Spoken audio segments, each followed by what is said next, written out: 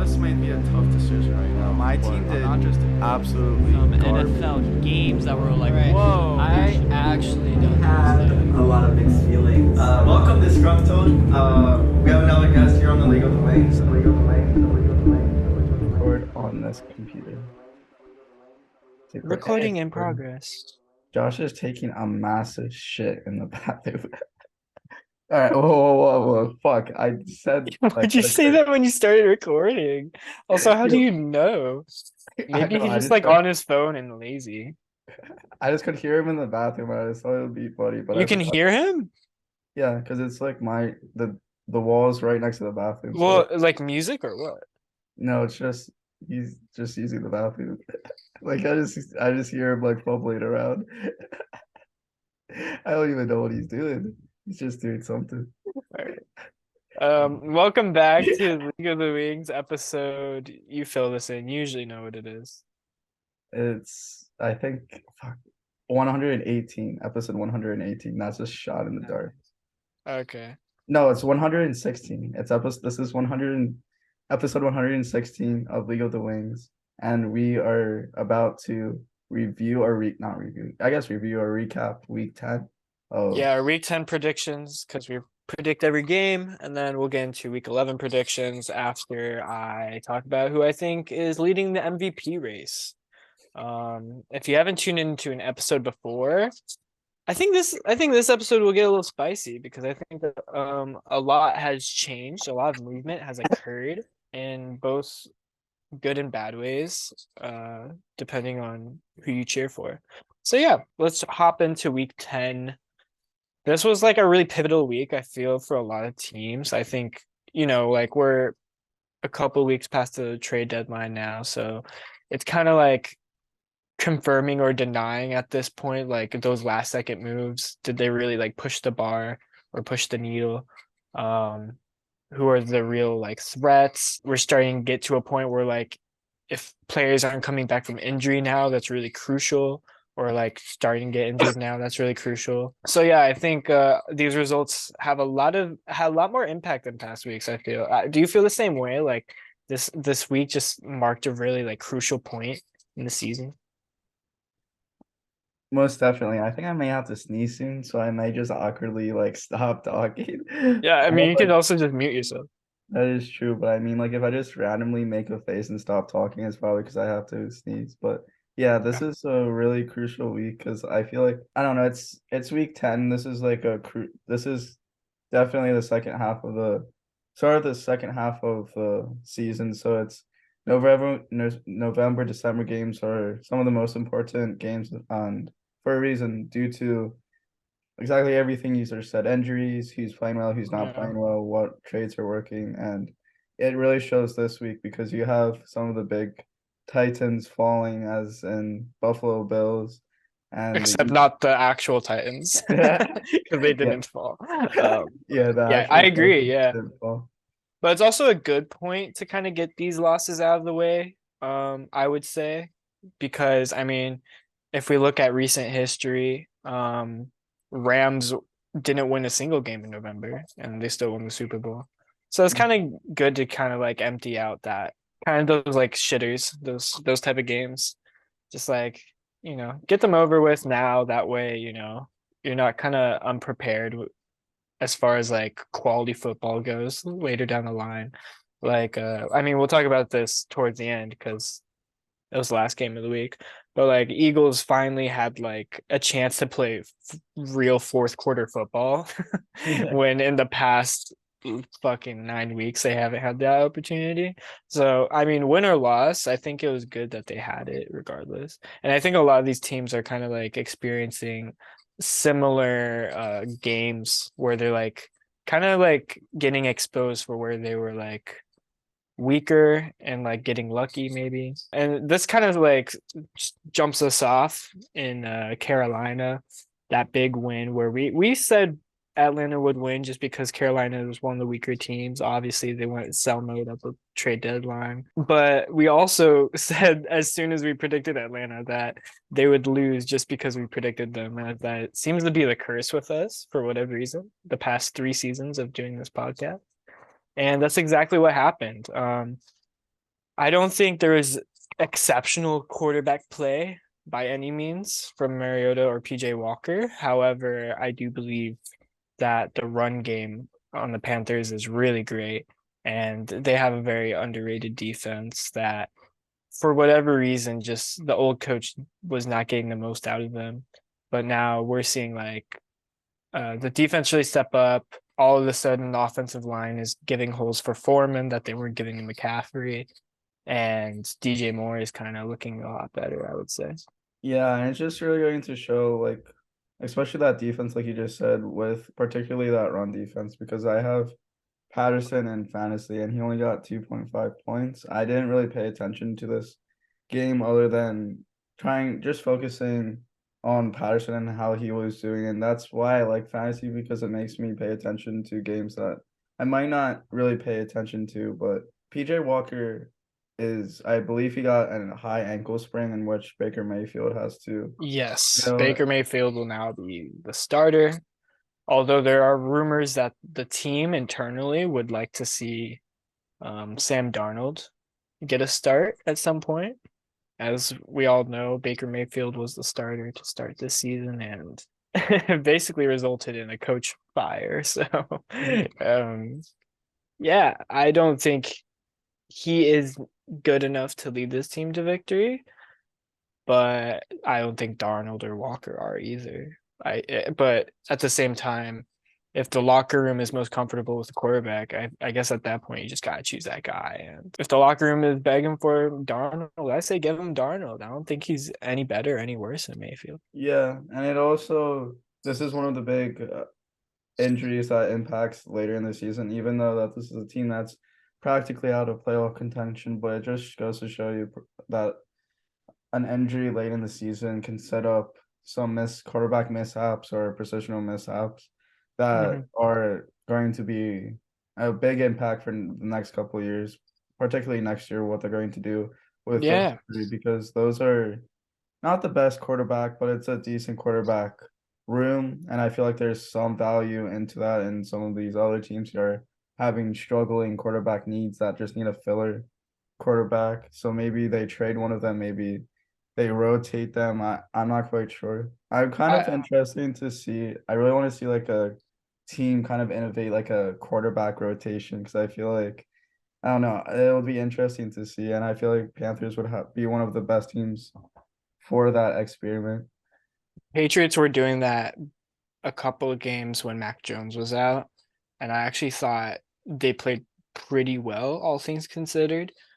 And I think, yeah, I actually do believe the Panthers could, I don't know if excel is the word, but I think they could benefit from it, because at least you're giving everyone a chance, and you can play into it like situationally, because I mean, we all don't really feel like Mayfield is capable of throwing the deep ball, per OBJ's dad, but we do know that PJ Walker threw the longest touchdown in modern NFL history. So, and you can kind of work around it like that, where you play Mayfield in like a check down situation, but when you need to toss it a little longer, maybe a third and long, you send out PJ Walker.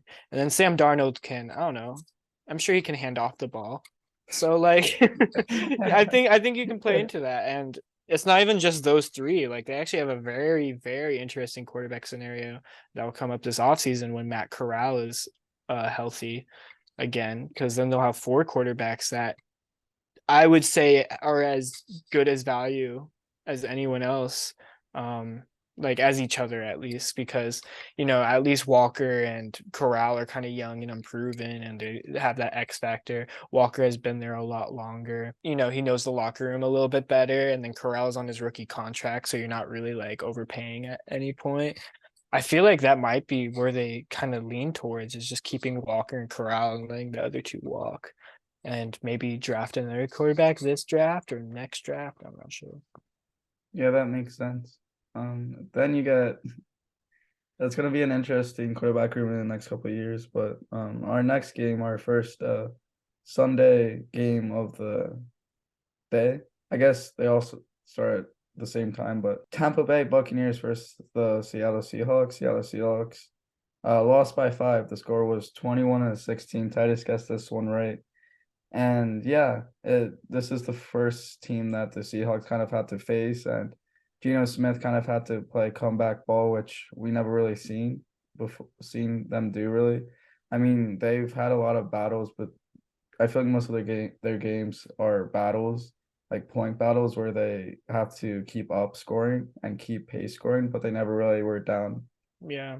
I mean, they've been RPO masters where it's just like having a balanced run and pass offense has really helped Geno Smith with a lot of looks. He's not getting overly blitzed, and coverages are always kind of like, changing down by down. But as soon as you're starting to having to make a comeback and Geno Smith has the ball every snap, it's all of a sudden it's a little different. I don't think he has as much freedom, and it's like the mystery of like where are the Seahawks going to call next, I feel like that is taken away, and he has to just, not to say he has to play smarter, but he has to play more aggressive, and I just don't think he's had the opportunity to do that yet. And I don't think it's a bad thing that he lost this game. I don't think it's like to say that he's incapable. I think there's still the potential.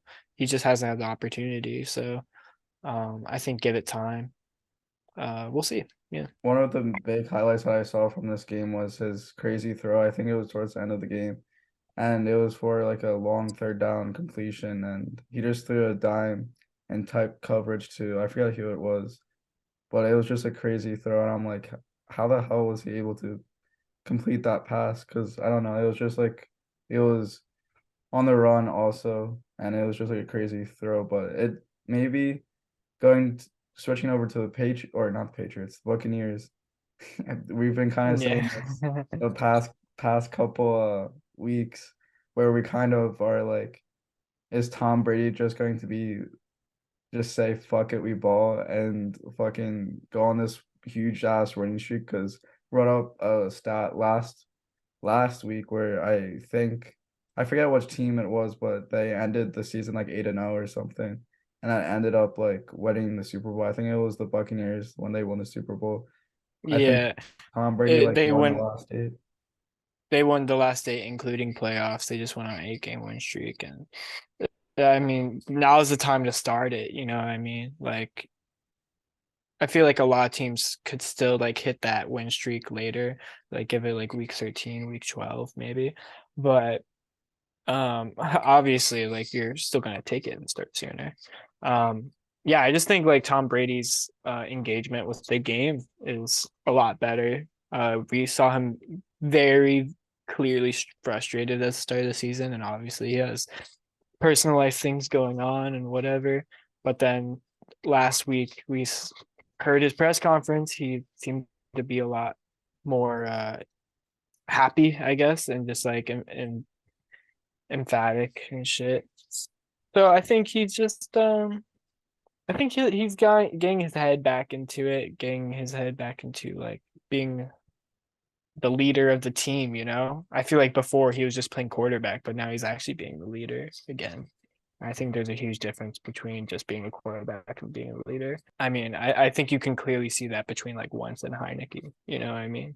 Like it's pretty clear as day, like the locker room really, I mean, not to say that they don't respect Wentz as a quarterback. I think they see his talent and shit, but it's just so much different when it's the guy you've been in the locker room with for the past like 3-4 years. And I think Tom Brady, from not being at practice for those couple of weeks, spending time with his family, like he just hasn't been there. And now he's, I think, a lot more involved now. And I'm going to make a bold claim, one that I'm not necessarily happy with, because I pray for Tom Brady's downfall by all means as a Colts fan. But I think right now, Buccaneers would be the second scariest team to face in the NFC.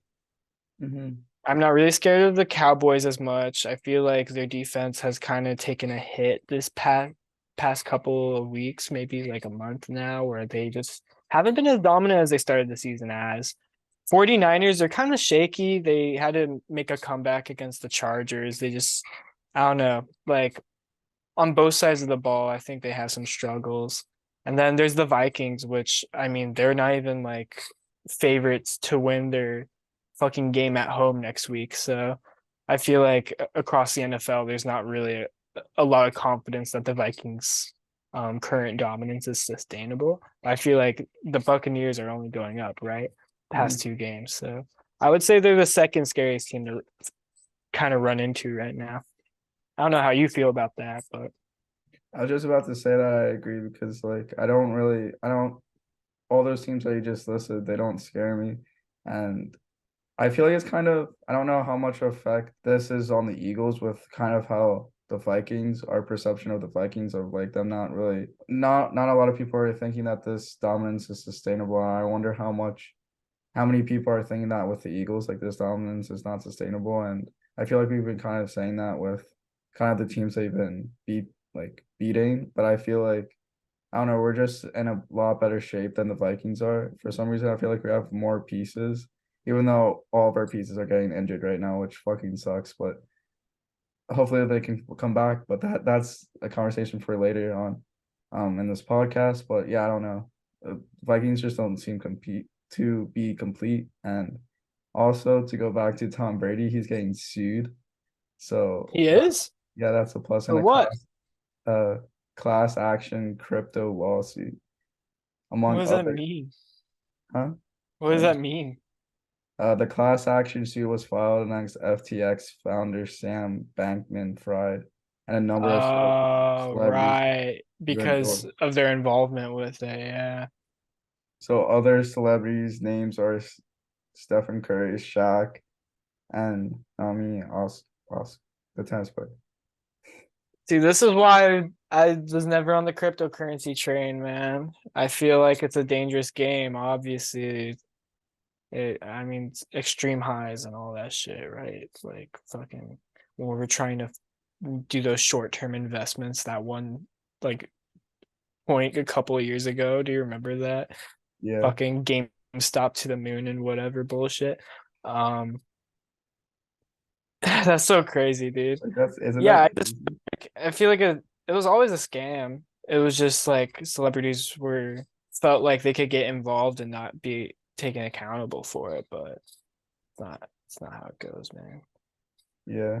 I was so mad with the GameStop one because when I signed up for Robinhood, I got a free stock and it was a GameStop stock before it was like at $4 or something before it like rose, and I was like, what if I just put $50 in here just as a meme because it's like $4, and I was like, I generally think it would go up to at least like $10 just like when COVID kind of slows down and stuff. Maybe it'll go up like a couple dollars and I get like like $10-$20 from GameStop. But like boy, that was like that was a different time. It was wild. Everyone just thought they were fucking financial geniuses all of a sudden, and then they're like, "Oh wait, this isn't sustainable." It was wild. Yeah. Getting to another But exciting game though. Bills probably the most exciting of the season. 100%. Vikings, Bills, and luckily I'm so happy that we went to that bar and me, Titus, and I, after filming Bob, Baudry, and Broad, we went over to Maxie's. This is all tempo lingo. Yeah, like you But said Bob as if anyone would know what the fuck that is. Just say a performance. We filmed the performance for some theater nerds, all right? And then we went to a campus bar. That's all you need to know. Shout out to the theater nerds though. I say that as admiration, of course. fuck the theater nerds. Don't stand theater nerds. No, but we were watching this at a bar, which was a cool experience because I don't know, I haven't like watched a sports game in a while, especially like on a local or a nearby bar. But yeah, this was a crazy ending, and we went at the perfect time. But It's crazy how you say that because it's like so not true. Like Phillies were in the World Series like not that long ago. We were watching that quite a bit. So yeah, um, I guess I mean like a football game. I know we watched the Eagles that yeah. one night, but like we weren't really paying attention to like the Mhm. game. Like it was kind of more of our It was attention. on one screen compared to 10 other screens with the Phillies.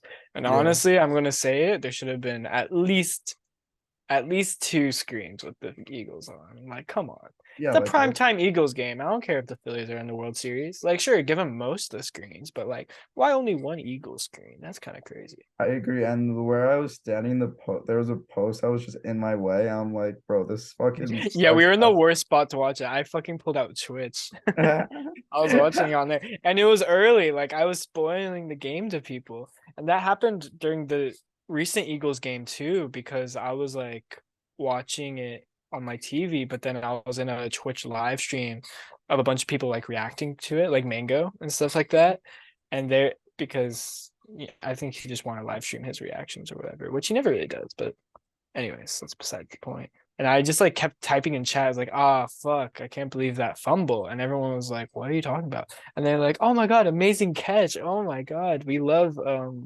was his name? Watkins. Yeah. And I was like, just wait. Yeah. But yeah, kind of got off track, but we did watch Buffalo, Minnesota at a bar for the first time in a minute, at least with as our like primary focus. Yeah. And it was a lot of fun. Some people, it was pretty empty, but there's some people around that were pretty invested. And I think Josh Allen should have sat out this game, just coming back from injury, not really getting the chance to practice much. Like, I feel like firstly, you could only like ruin your injury more, I think. Although they say they got a lot of advice from doctors that said like it would be a freak accident if anything worse happened, you know. But still, I would be a little cautious regardless. Also knowing that he didn't really get to practice with the squad at all that week. So, you know, you have to like kind of consider preparation as well. And what ends up happening, he fumbles the ball at the goal line and then it goes to OT. So That before that fumble, that crazy catch by I guess that catch by Justin Jefferson was crazy. It was like 4th and 18. Kirk Cousins just said, fuck it, Justin Jefferson's there somewhere. And he somehow caught it. But when Kirk Cousins threw that ball, and it was kind of like we couldn't really tell if it was a catch or not, but I just assumed it was like dropped, and I looked down and I was like, oh, and I just like started to talk to Titus and eat my pizza, and I look up, I'm like, how the fuck are the Vikings at the 20? Like I was so confused because I generally thought that it was a drop pass because it looked dropped. I was like, how the fuck did the Vikings like continue playing? But yeah, that was just a crazy catch, and Justin Jefferson balled out this game. I think yeah, he had one touchdown or two. two. Two. He had I'm two pretty sure. touchdowns. Pretty sure. Wait, I could be wrong. I'm pretty sure over 150 yards as well, I believe. I think. But Yeah. Justin Jefferson is Kirk Cousins, the Lord and Savior, like Stephon Diggs was. My other prediction for this game was that, well, we both chose Bills, but I specifically said 27-20 Bills, which was wrong. I was off by 13 points as far as the Vikings score. Only 3 on the Buffalo score, but yeah, it was closer than I thought it would be and higher scoring than I thought it would be. And I think they're both really great offenses, so I'm not going to say anything like bad about their defenses. I think, you know, both teams are just bound to get good scores, right? It was also very close the whole way through, so that also inspires that. Yeah, I think Minnesota is definitely good. Don't get me wrong. And I think they're still going to win the division, obviously. And they can win a playoff game. I don't consider them like Super Bowl contenders, though. I still think they're a weaker team than the 49ers. Than probably the Bucks with their trend right now. It's looking up. Cowboys.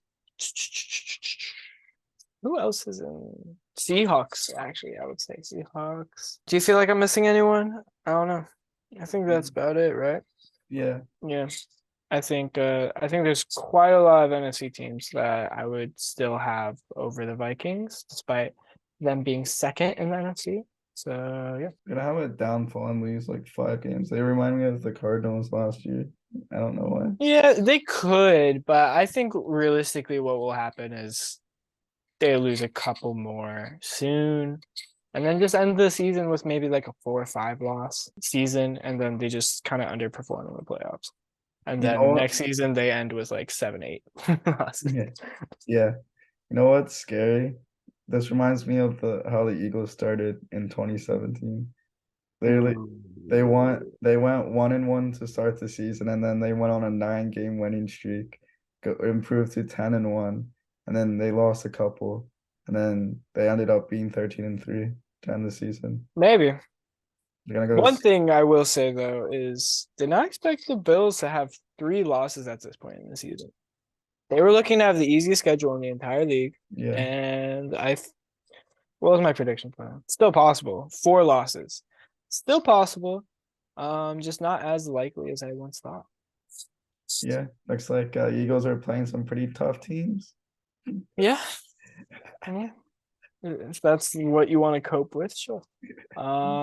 Next we had Detroit beating the Bears. So that actually like surprised me because that's what back-to-back wins. Yeah, I think that's really key. You know, we figured like they would get a win eventually, but then I just didn't expect them to get back-to-back. I don't know. I just felt like their luck. It wasn't their luck or whatever.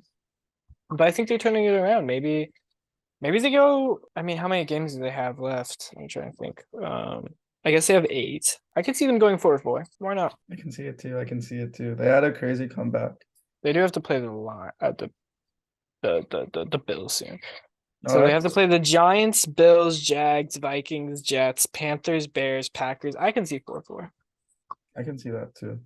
They can beat the Jaguars. They can beat the Panthers. They can beat the Bears again and the Packers. And I can see them beating the Bills too, actually. Vikings are pretty easy. Nah, they won't beat the Bills.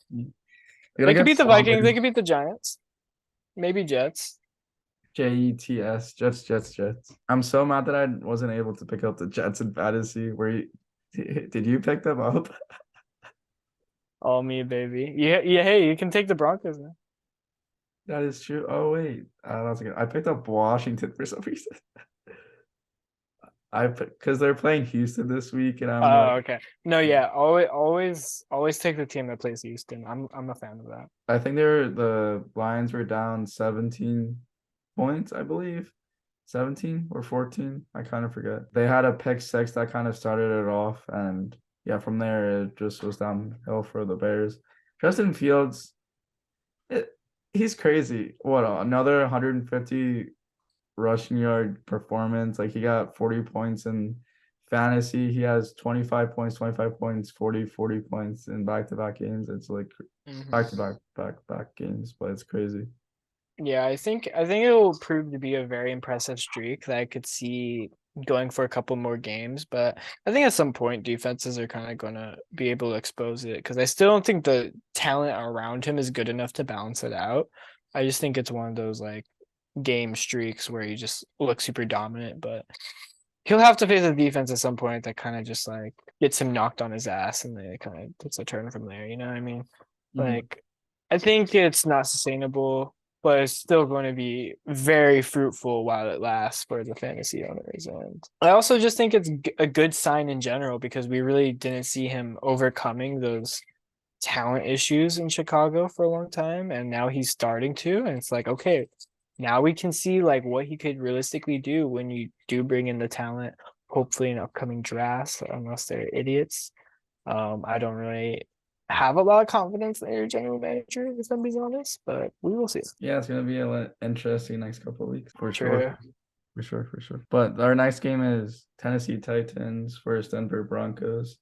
10 and Den for their abbreviations. But Tennessee Titans got a win here, 17-10. Russell Wilson continues to struggle. And I saw a stat, if the Broncos were to score 18 points in every single game, they would be 8-1. I don't know if it's it's including. That's what Trey told me. Yeah, that's insane. Like, you have fucking Russell Wilson and half decent receivers. You're saying that you can't fucking score at least 18 like a few more times. Like, yo, check my prediction for the Titans. The little comment. Oh my gosh, yo, that's so close. I said 17-6 Titans, so I was 4 points off and only on the Broncos score. I think it might as well be considered a success. That prediction. That's a success. I think effectively it's just the same. I feel like if you're within 5 points, I feel like that's pretty much. Yeah, 5 points total. I agree. Wait, what happened? Oh. What happened? Wow, I'm getting a lot of great engagement on my Instagram stories when I'd never really used to. I feel like I would just get ignored. Is it because I'm? Is it because I'm? No, it's not even just your story, although yours did get a lot of engagement. I'm just, It's how my name was spelled at Starbucks. They uh, spelled it tennis. My dog, I'm just a celebrity, and your dog is a celebrity as well now. true, and my name at Starbucks. So yeah, I don't like the Titans. I don't want to talk about them anymore. But what I will say about the Broncos is that they need to fire the coach. Yeah, like now, just now, just do it now. It's not working. And I don't Yeah. think anyone likes to be on that team anymore. Yeah. Like the fact that they traded Bradley Chubb at the deadline says a lot. Mm-hmm. That says a lot to me because they're still relatively like really new pieces in the coach and quarterback and everything. Like, you get off to a really rough start. I think it's fine. It's not like the defense was terrible. Like he was still getting a lot of great attention. It's not like he wasn't being considered a star or anything. Whereas like you look at some of the other teams at the deadline, like the Colts, they gave away Naheem Hines because he didn't have a chance to shine. The offense was that bad, but the defense wasn't the Broncos' problem. I'm very shocked that they sold him or ended up doing that. And I think if you're going to go do that with one of your rising stars, like you gotta do something on an organizational level, not just the roster. Like something about the personnel has to change as well. Otherwise, what's the point? You know what I mean? I just don't get it. Yeah, I don't understand it either. It's destruction of a team and complete failure of it, how not to run a team, or failure of a team and showing how you should not run a team. Yeah. Like it's You got it's there. yeah. It took me a little while, but it's just Yeah, no, crazy. you got there. You got there. Yeah, it's funny to see like an actual Broncos fan because it's like every time Broncos are mentioned, you just see absolute pain in his face, and it's like, It's bad when like I'm happy that I'm not a Broncos fan and I'm a Colts fan. It's yeah, like it's like not even close, honestly. At first it kind of was. I was like the despair is pretty similar, but I feel like at this point it's just like it's so much more rough to be a Broncos fan because just think about like what they gave away in order for this to pan out and like look at how the other team has been succeeding with what they gave you after giving you what they gave you. You know what I mean? It's just like at that point you're just the laughing stock of the league. And like not to say the Colts are so much better, but at least, they're still getting good looks. We may be the laughing stock, but at least we can still win and overcome it. I feel like the Broncos are just losing and being laughed at. fucking losers. And it doesn't help that you have I keep saying this every time we talk extensively about the Broncos, but when you have one of the most cringiest players in the league, like people with a mixture of the dysfunction of the staff, it's not a good mix. I would love to take like a group poll, like an anonymous poll on that team and be like, would you invite him to your barbecue or something like that? Like, is he invited to the cookout? And I'm pretty confident half of them would say no. Yeah. At least half. And I feel like the other half, at least a quarter, at least a half of that is just being nice. Because I feel like even though it's Yeah. anonymous, it's still like pressure. Like Okay. Well, obviously, I mean that in like perfect conditions where people are honest, but you got Kansas City Chiefs versus the Jacksonville Jaguars. Yeah, this is exactly how I saw this game going. what did I say? I said 56-0 Chiefs. You were, I think you were pretty close. I think this is at the point where you just started exaggerating a lot because look at the other ones; they're just so dumb. But what do you mean? I feel like Chubb 4 touchdowns, Tyreek 5 touchdowns is pretty reasonable. I don't. I mean, after that Miami Baltimore game we saw a while ago, I guess not. But yeah, Chiefs kind of just took care of business. Jacksonville is still a pretty like okay team. I don't think they're very elite on the defense. I don't think they're very elite on the offense, but they can still like do decent things. Holding the Chiefs under 30 is still an accomplishment. Wait, have the Chiefs played the Texans yet? I don't think so. I don't know if I don't remember. Because after the Texans play them, the Colts could confidently say that they held the Chiefs to the least amount of points out of the AFC South, because the Titans couldn't hold them under 20 as well. So just gotta put that out there. I gotta take the Colts dubs wherever I can get them. We might sweep the AFC West, by the way. Really? Yeah, we're only one game away. Yeah, I believe in you. I think you can do it too. Wait, who do you play next? You play It's the Chargers. Chargers. Because we beat everyone else. Fuck everyone else. So yeah, I think Jaguars will just get a very, very good pick, and I think you should use it on an offensive playmaker this time.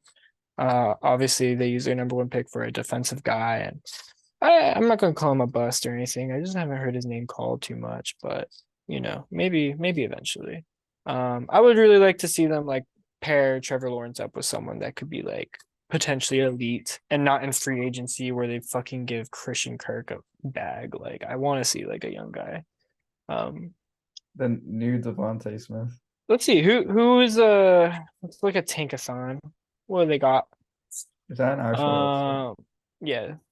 Tankathon? You can see who's like across all sports. You can see like the NBA draft lottery simulator and stuff like that.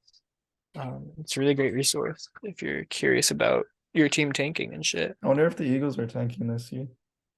Maybe they could get like a really elite tackle. I would like to see me either take a really elite tackle or a potentially elite wide receiver like Jackson Smith out of Ohio State. Even Quentin Johnson from TCU. I've seen like a lot of his clips. They're pretty cool. So yeah, I think they have options as the range they're looking at. I feel like they could even trade back and still get someone really good. So because there's just going to be so many teams that are going to want to trade up, I feel like. But yeah, we'll see. Yeah, I agree. The future will tell. Yes. But Miami versus Cleveland, this was a destruction on the Dolphins' part. Tyreek got a touchdown. He only had 45 yards, I believe, 5 receptions. But his Miami defense and offense and team in general is really showing that they can ball, and really it's well-rounded. It's very, very well-rounded, and it's just crazy. I believe this is generally one of the scariest teams in the league. And I feel like they would have a lot better record. I said this before in the last podcast. They would have a lot better record if Tua didn't get injured and they didn't have that old quarterback dilemma. And it's really a shame that happened. But it just shows how dominant this team is. Like Cleveland, even though their record doesn't really show it, they're 3-6. They're still a decent team, and they still come up and play. And they're not an easy team to beat. I feel like they're still relevant. And not like relevant, but I feel like they're still a solid team, even though that Brisket. I apologize. I mean Brissett. I was like, that's definitely not how you pronounce his name, but he, he's struggling a little bit, but no one expects him to be the next Tom Brady. But I feel like they're one quarterback away, and I don't know. I feel like Watson is going to take that team to a lot of wins in the next coming years, which I'm going to absolutely hate because I don't need to go into that again. I don't agree. Really? What other pieces do you think that they need? Oh no, I just I'm not saying that they need more pieces other than a quarterback. I have doubts in Watson's ability after being away from the game so long, and just like overall mental. I think first of all, it's going to take him a while to get back into like being elite, and by the time he does, who knows what the roster will look like on the Browns. I feel like that window of like real contendership has kind of closed. But who knows? Just the way I see it, like Chubb is only getting older, honestly. Like he's in his 5th season or whatever, so I don't know how much longer he's going to be a rushing king or whatever. Yeah, I think they're going to have to kind of deal with those changes soon, and I just don't think they're going to be flexible enough for Watson to have the time to make those adjustments to get back into the game, and he's back to practice now though, starting yesterday or whatever. And even too with like the legal stuff happening outside of football, he's still getting some cases brought to his way here and there. And it's not like it's not like a too many new cases, but it's definitely a few. And it's even if he starts to get back to his eliteness, like those court cases could actually be proven guilty, and in that case, like he's just going to obviously not reap the benefits, but like he's gonna get what it's coming to him, and he's going to be out of the league. So that's also on a ticking time bomb for him as well. Also thinking back to Tua. Tua is the league MVP. He hasn't lost a game that he like played all the way through the season. That's crazy. Technically, his one loss is because he got injured. Yeah, and that was like midway through the game too. Yeah, it was pretty early. So like he could have like came back against the Bengals. Absolutely. I mean, I don't even think they were that down. Like it wasn't even. I wouldn't even call it a comeback. Yeah, I think Miami's looking good. I think it's even if Watson does look good when he comes back, I think it'll be too little, too late. So it'll just be like, what can you do going forward? Kind of like testing him, maybe. Giants beat the Houston Texans. It was kind of close though. I think we're starting to see Giants' true colors. I think I've always been kind of the one to like say that they were like more of a wild card team than anything else. Like not to say they're trash. I think they're just coached very well. Kind of like they're kind of like the Titans, except the Titans are in a really weak division, so they can look like division winners. But yeah, that's my comp for the Giants is the Titans. Just really well coached, quarterback, whatever, running back, amazing, defense, they're clutch. I don't have too much to say. And like even towards that end,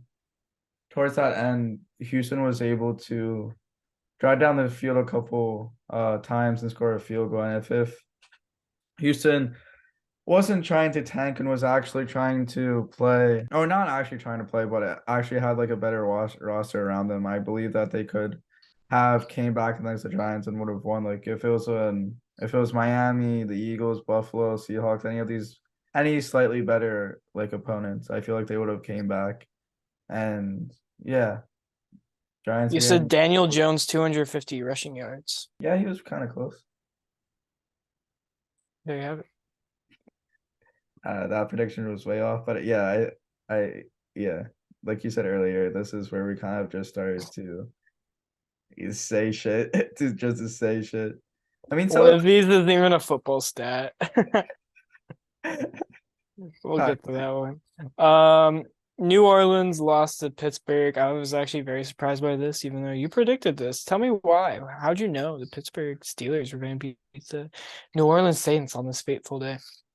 It was my upset of the week, and I just got a call from Mike Tomlin himself, and it was a telepathic. Like we just communicated via our brains, and he was just like, "Caleb, I'm gonna beat the Saints this weekend on Sunday." I'm like, how did he know? Because he's like, I'm gonna coach the best possible game possible. I'm not gonna tank no more. I'm like, thank you, Mike. Thank you, Coach Mike. And then they won. Why would he tell you that as an Eagles fan? Because. All right. But no, I generally, I don't know. I kind of saw this as a coin flip, and I kind of saw it going either way. And so I picked Pittsburgh more so due to the fact that I wanted the Saints to lose, and I didn't want to root for the Saints to win. But and I'm at the point where like Pittsburgh is not a threat this year, so they're not going to like be in the playoffs. So it's like I don't really like feel bad rooting for them. So I don't know. I feel like a couple of things are gonna go their way, and if I don't know. I feel like this is a game for a couple of things to go their way, and which it did. I don't know. Well, I don't think they like got lucky necessarily, but like Harris started to run really good, and the run game started to go their way. Things like that started to go their way. So I feel like I don't know. Saints not looking so good this year, and Yeah, I feel like they're just they were able to overcome some of the issues that they were facing earlier this season. Amen. Amen to that. Why did you pick the shitty Saints? I think their losses aren't as bad as the Steelers' losses this season. I think they've relatively managed to keep it close against decent teams, maybe not the best teams, but still. And I just felt like, one thing I will say is the Steelers managed to get the rushing game going again. Najee Harris started to look a little bit better, so maybe that's the answer. Just get him more involved, get more openings. Maybe that's what they're starting to lean towards, and then Kenny Pickett will game manage. Like a true king himself. He's a true king. Amen, brother. Amen, brother. But you got the Indianapolis Colts, Titus's team. Oh, are we at that one now? Yeah. They had a little good old win over the Raiders. 25-20. We both picked the Raiders to win. We were both wrong. Your thoughts? Are they going 8-0 from this point on, or 7-0? Are we getting when I chose the Raiders, to be fair, I thought Sam Ellinger was starting because that's what they were saying all week. But even still, I did not expect them to look as good as they did. Defense looked as good as they were supposed to and have been. And obviously Raiders offense is like, haha, a little bad. But I don't know. I think our offense is pretty freaking good, man. For a first-time play caller, first-time head coach combination, which is mind-blowing to think about. 400 overall yards offense. Fourth quarter comeback. Almost every fucking win Matt Ryan has had on this team has been a fourth quarter comeback. Stressful season. It's insane. I think I gave the coaching decision a lot of shit. I said it was unprecedented, which I stand by, and it still leaves me in shock, especially after the decision to start Matt Ryan. After Jim Irsay told Frank Reich that he didn't want to see Matt Ryan on the field anymore. So I think there's just a lot of weird shit going on in the organization. And I don't expect this particular result to be like a consistent theme where we just go on a win streak or whatever to the Super Bowl. If it happens, it happens. But I think right now it's just kind of like they're at that point where they're just testing out some new things, seeing what works. And I don't expect it to like work forever, especially against the better teams. But goddamn, that offensive line, like it was night and day, bro. Like they were looking so much better. Pass protection, didn't let up a sack the entire first half, which is unheard of with you. And then they actually gave Jonathan Taylor like gaps. I don't know if you know this, but in order to be a running back in the NFL, it's preferable to actually have space to run through. And this particular game, they thought of that and they kept that in mind. And so Jonathan Taylor had a 66-yard tutty. And people are all of a sudden like, oh my God, is he a good running back? And it's just like, bro, he always has been. Line sucks. An injury bug too. Oh, that's true. Yeah. That doesn't really make sense to me though. Like that doesn't add up, like gaps. Like the more open the field. This is why you hire just Saturday. He's just thinking 3D chess, bro. Yeah. 3D chess. I want to do 3D chess. Bro, imagine Jason Kelsey like taking over the Eagles at some point. I would be in support. That's like the best comparison I have. Yeah. Like in explaining the Eagles terms, imagine Jason Kelsey started to be a full-time podcaster and then midway through a season was hired as the head coach. Yo, that would be insane. I don't even know, bro. Like honestly, depending on the situation, like if it was after the season and if Jason Kelsey. No, that's the thing is not after the season. It's during the season. Yeah, I like that would be so rough. I'll be like that. This oddly makes sense now. I need to get my haircut. Side note, my hair is so fucking long.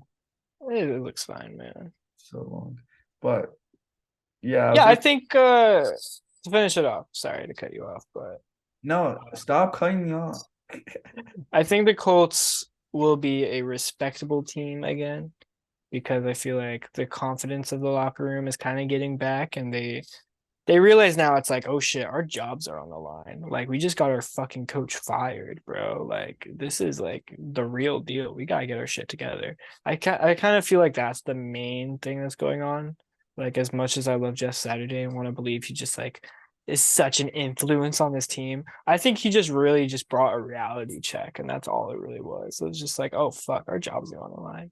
And also it just gave chances for a lot of young aspiring coaches to like have the floor, whereas like Frank Reich was, one thing I will say about Frank Reich was he was pretty stubborn about play calling. He never let that go. A lot of people asked him a lot if he would ever consider letting it go. He said, no, I know what it takes to win a Super Bowl, which to be fair, he did win one with the Philadelphia Eagles. I just think there's a lot of good coming out of this team, and I feel like we're getting our kind of like our young flair back. Like, I feel like this is our teenage rebellion phase.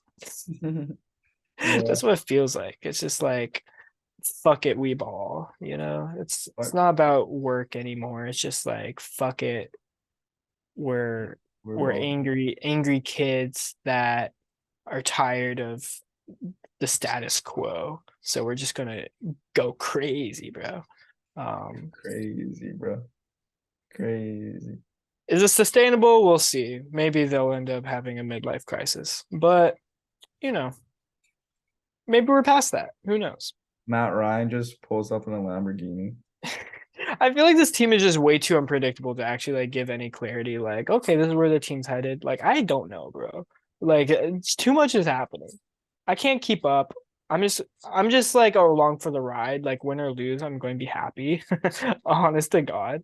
I want to see certain players do well, of course, and not get injured. That's like my main thing. I want to see Shaquille Leonard get healthy. He is now missing the rest of the season due to getting surgery on his back. Hopefully that fixes everything that was kind of going wrong this season. He was not looking at himself at any point. Yeah, I just want us to kind of like figure some shit out, just have some fun, play ball, and we'll see you next year. But if we win the Super Bowl, I mean, fuck it, I'll take it. But obviously, this is not a sustainable circumstance. Like, coaching staff, general manager, roster, like, this is not sustainable. If we go on a run of a lifetime, fucking Matt Ryan and Sam Ellinger gets injured, we bring Foles in, beat the Eagles in the Super Bowl. Sure, why not? But it's not sustainable, as we've seen from that same Eagles team that did that. That was not sustainable. So, what do you mean? I feel like your backup quarterback coming in mid-season is pretty sustainable. Yeah. You how'd that go? The seasons after. Hey, we were one play away from the championship next year, so pretty decent. Right. We made the playoffs, wild card next year, kind of good. I don't want to talk about the year after, but hey, yeah, we're 8-1 now. That's right. Took 5. All we have is the present. Anyways, that was kind of a long Colts rant per usual. Let's talk about how the Packers actually made the Cowboys look like freaking fools. I don't know if it was like more so the Packers just went off or the Cowboys just looked bad, because I've only seen the highlights. What do you think? Not gonna lie, we were kind of right about this little Aaron Jones performance. We said 175. He had a good one. 175 rushing yards, 2 touchdowns. Aaron Jones for the game had 138 rushing yards and a touchdown. So he was like one 30-yard touchdown away from getting there. Still, I would say that's his best game of the season, which was my main point there. Mm-hmm. When I brought that up. So, hey, that was a mutual agreement. Well, it was more so like I said that Aaron Jones would have his best game, and then you just put a number to it. Yeah, that was kind of what happened. But yeah, Titus protects it, and I put a number to it, to every single prediction that he makes. Exactly. But fuck the Cowboys. Sorry. I don't know. Did you want to talk more about this game? I don't know. No, I actually don't really know what happened.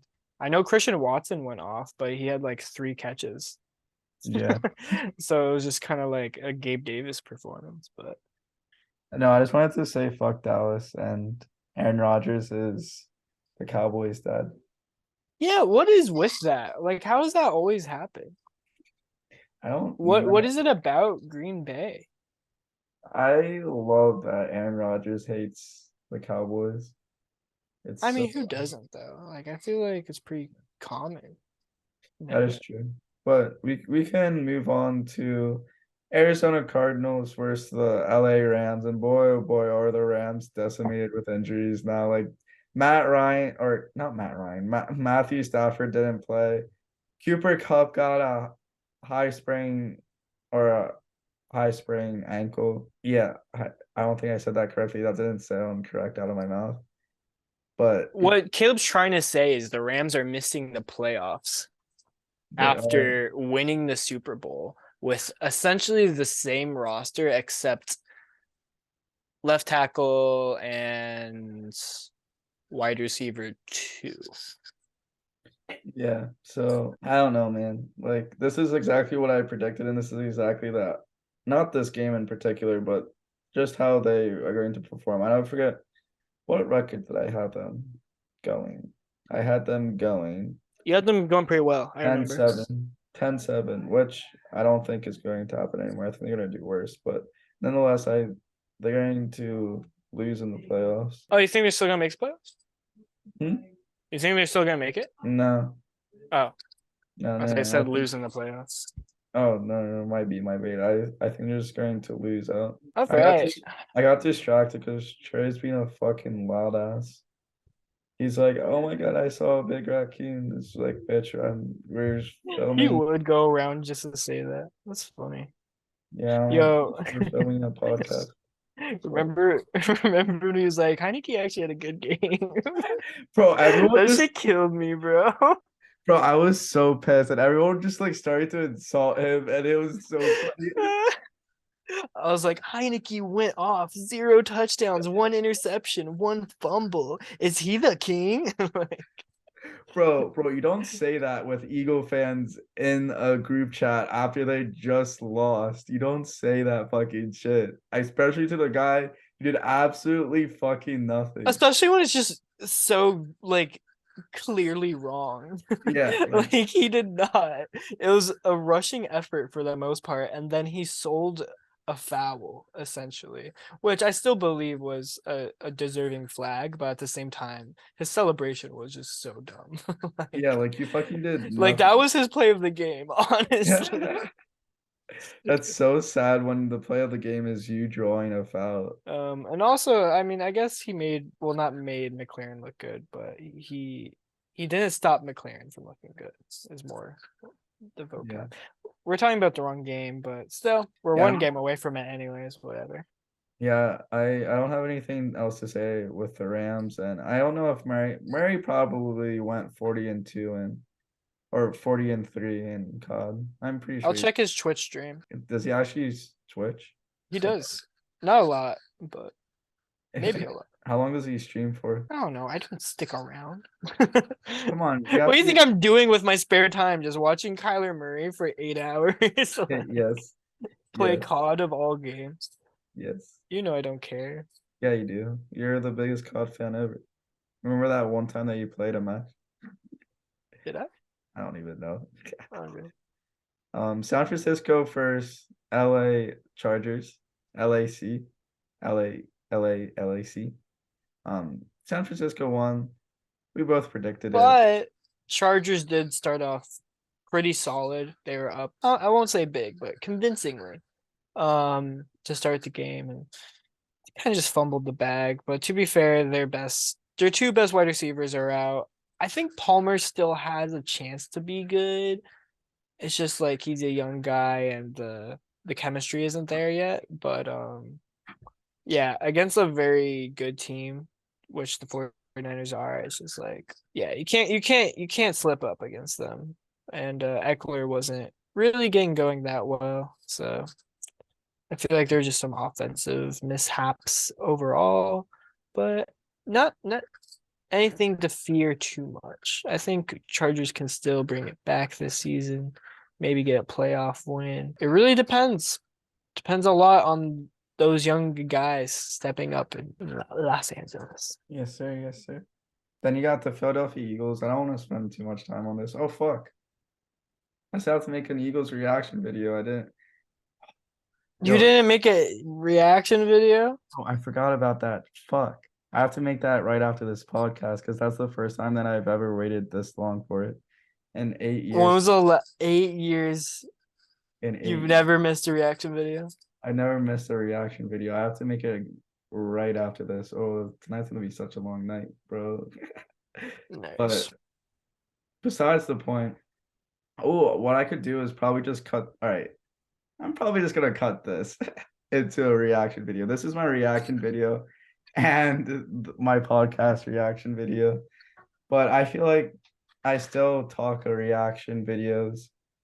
I still talk like my reaction videos in the podcast, so they're literally the same thing. Just like you should start it with the fucking clip of us roasting Trey. You should do that. Yes. But yeah, Watkins fumbled the bag. Who else just like looked kind of weird? Like I feel like if there's a lot of players that just were not looking themselves, you know what I mean?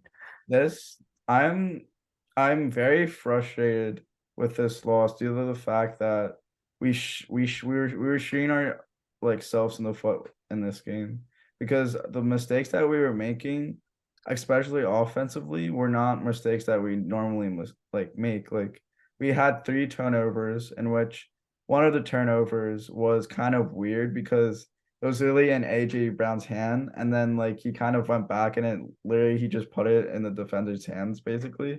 So that was kind of like a weird ass turnover in which it's uncharacteristic for Jalen Hurts to have, but it was coming. Like I saw an interception coming, like he was due for an interception.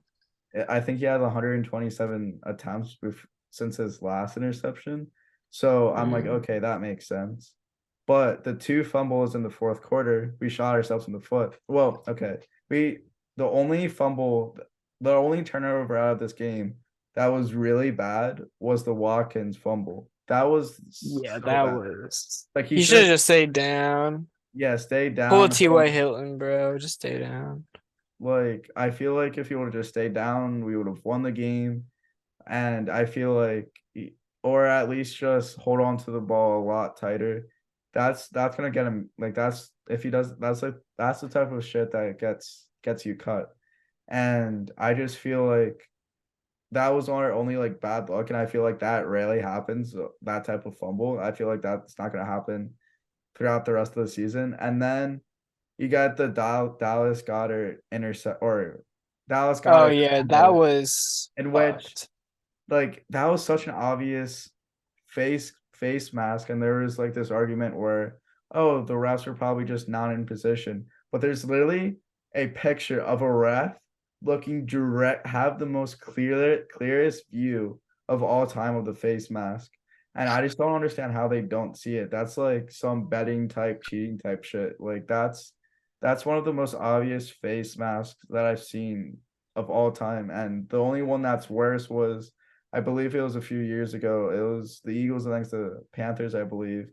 And I think it was against Darren Sproles where the one guy literally, he was doing a punt return and the guy completely turned him a 180 with a face mask. No defenders were around him. He was the only person tackling Darren Sproles, and they didn't call it. This was almost as bad as that one, but like that was such a bad no call. An interception that's unlikely, and just another bad fumble. So those mistakes cost at least the offense to make those mistakes. Yeah. Those are like easily fixable mistakes. And then what really lost us the game is the lack of run defense. And you can't rely your entire run defense on a singular guy in Jordan Davis. Like we could not stop that run defense and it was just long drives. That's all that killed the Eagles on that side of the ball, at least. Yeah, that's what ultimately killed us because, like, they had 30 minutes of time of possession, and Washington had 30 minutes at the start of the third quarter. They had 30 minutes comparatively to Eagles 7. So like you're not going to win games like that. And Washington played us flawlessly for practically 3 quarters. That fourth quarter they kind of slowed down and we kind of like made adjustments in which And it was just like penalties, honestly. yeah, and I think this game was very winnable for us, and I'm not scared about the future. It's just that if we wouldn't have made those turnovers, in which was a big reason why we were winning 8 straight, and that like we only had total turnovers that came up to this, or three total turnovers in 8 games, and we had 3 in this game, so it's very uncharacteristic, and I feel like this is a perfect kind of game just to get those kind of balls out of the way and just kind of. Yeah.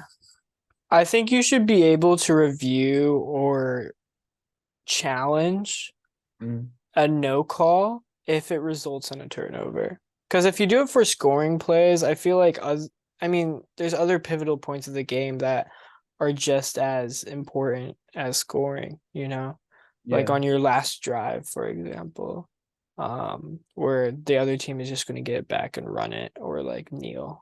It's like that's essentially the end of the game. That should be just as important as scoring.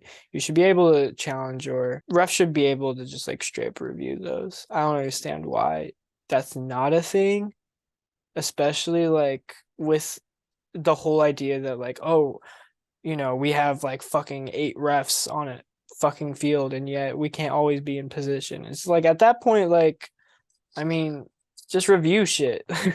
Like we have cameras. Like I feel like the NFL just is such an outdated sport as far as like refereeing is concerned, because like in all other sports they've like used their technology to like make sure the right calls are being made even if they were missed initially. I just like in basketball you see it all the time, like no calls get challenged and shit like that. Like refs will take forever just to like make sure they get the right call, even if it's of a less consequential thing. You know what I mean?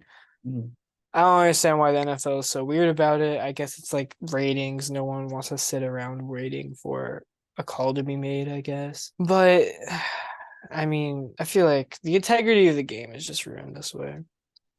Yeah, and it's one of the biggest flaws within NFL, I believe. And yeah, I genuinely just I don't know. I'm not scared. And also it was like a divisional game.